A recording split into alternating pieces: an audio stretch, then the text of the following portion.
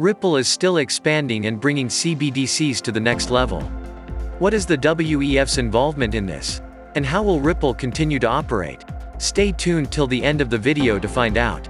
But first, we are giving away $500 at the end of the month to one random subscriber to start on their XRP journey. All you need to do is to like the video, subscribe and comment your thoughts on XRP in the comment section. Welcome back XRP Army. As of right now, there are just 2 CBDCs operating in the world that are recognized by international regulatory bodies. A growing number of them, however, are being founded on a daily basis or are operating in an unauthorized capacity. As a matter of course, the subject of interoperability will be raised as the next issue to be addressed. As a result, the World Economic Forum, WEF, released its findings as part of the Digital Currency Governance Consortium White Paper Series In a study published by the World Economic Forum, the CBDC of China was compared to the e-krona of the Swedish Riksbank and the CBDC of the Bank of Thailand. It should be noted that, whereas the CBDCs in China and Sweden are intended for retail use, Thailand's CBDC is meant for business-to-business payments. The 3 digital currencies also shared several more traits and design concepts with one another. The issue of interoperability, on the other hand, was the source of all of the difficulties. After conducting a study, the World Economic Forum reached the conclusion that China's CBDC needed a specialized wallet that could be connected to other financial systems. According to the World Economic Forum, China is now working on the MCBDC Bridge project, which would enable cross-border remittances and business-to-business transactions. The CBDC in Sweden is still in the testing phase, which means that the organization is not yet operational. However, according to the World Economic Forum, the electronic krona may be linked to the real-time gross settlement (RTGS) system, which would allow it to communicate with other payment systems. While this is going on, the World Economic Forum, WEF, has stated that the Bank of Thailand's CBDC is doing research on Ethereum-based networks.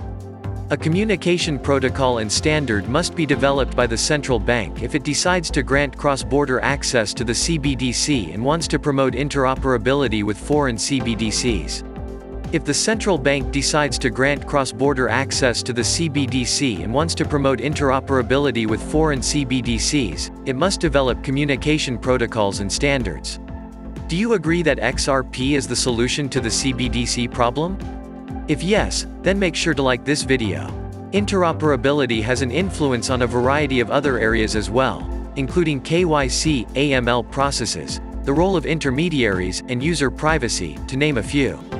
The World Economic Forum also cited universality, technology standards, and payment resolution as crucial conditions for a successful payment settlement process.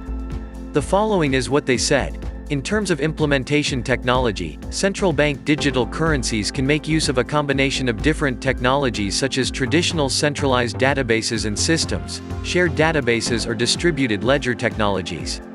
In this context, achieving interoperability is complex given the different technology options being used. By the way, do you think the WEF will embrace Ripple? Let us know in the comment section down below.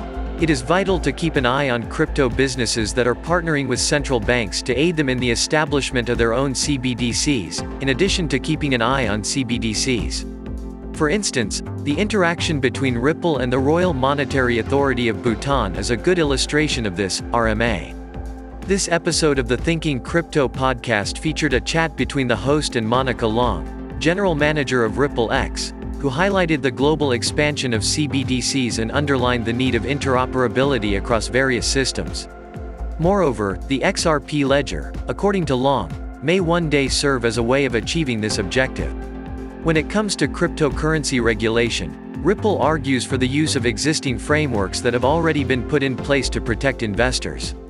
According to Ripple's head of public policy Susan Friedman, clear communication and collaboration are required for the establishment of an effective crypto regulatory framework, which was stressed in a policy proposal published by the business. According to Ripple, technologies like cryptocurrency and blockchain require new regulatory paradigms, emphasis added. Ripple's strategy, on the other hand, is to develop cryptocurrency regulation through the use of existing financial regulatory frameworks, which is fundamentally different from the previous approach. A number of critical concerns have remained unresolved, just as they did in the case of Coinbase's proposed policy. Comment, XRP Army, if you believe Ripple will overtake the world. In general, things are looking great for Ripple at the moment. The fact that Ethereum is being used for a range of applications in Southeast Asia does not alleviate concerns about the network's high gas prices and scalability issues. Because DDX is using Ethereum on a permissioned blockchain for the purpose of listing and selling security tokens, high gas prices are not an issue for the firm, according to Lee. We do not use mining as a technique of achieving a consensus in our organization. We rely on the IBFT as a technique of reaching a consensus. As a result, the gas tax does not apply to us in its whole, as previously stated, he went on to clarify. In his remarks, DeHousey went on to suggest that the high gas prices are another indication that Ethereum is in high demand, emphasizing that Layer 2 solutions are being implemented to address the core challenges that Ethereum is now suffering. Contrary to popular belief, several financial institutions in Southeast Asia have begun to investigate the possibilities of utilizing alternatives to traditional blockchain networks. To illustrate, take the case of RippleNet, a global payments network created by the blockchain technology company Ripple that is being utilized widely throughout the region to allow cross-border transactions. RippleNet Managing Director for Asia Pacific, the Middle East, and North Africa, Brooks Entwistle, stated in an interview with Cointelegraph that Asia Pacific has emerged as one of the company's fastest-growing regions, with transactions more than tripling since the third quarter of last year, according to the company.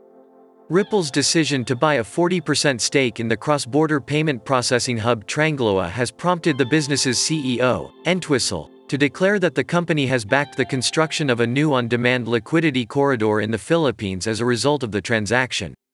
Also highlighted by him was the fact that the Japanese remittance provider SBI Remit is leveraging Ripple's ODL technology in order to modernize remittance payments for the vast Filipino diaspora living in Japan.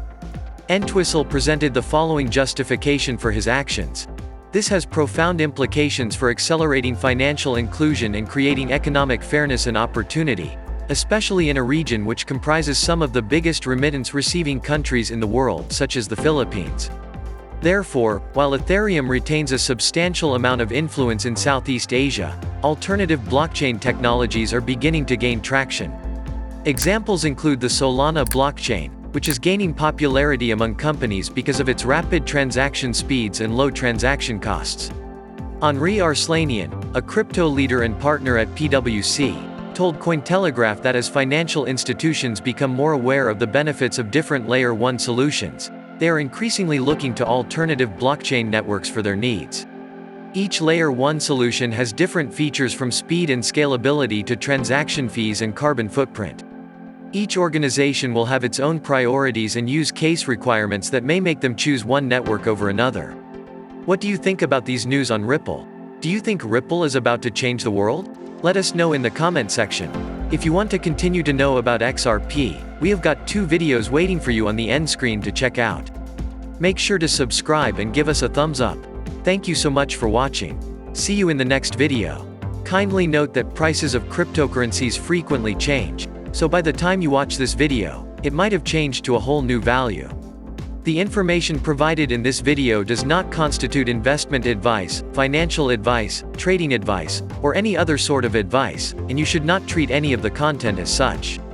The content in this video is for educational purposes only and hence should not be considered financial advice. Do conduct your due diligence and consult your financial advisor before making any investment decisions.